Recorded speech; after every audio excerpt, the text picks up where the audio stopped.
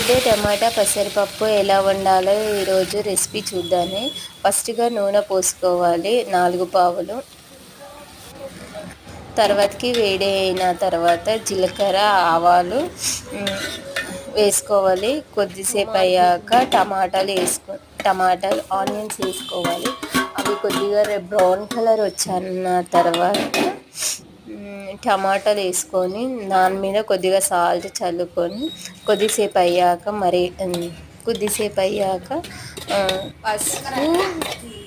పసుపు ఇంకా అల్లం వెల్లుల్లి పేస్ట్ వేసుకొని మరిగాక కొద్దిసేపు అయ్యాక మళ్ళీ పప్పు వేసుకొని కలుపుకోవాలి.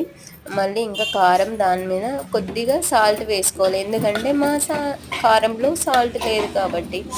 కొద్దిసేపు ఉడికాక మళ్ళీ కలిపి వాటర్ పోసుకొని ధనియాల పొడి వేసుకోవాలి. ఇంతే ప్రిపరేషన్.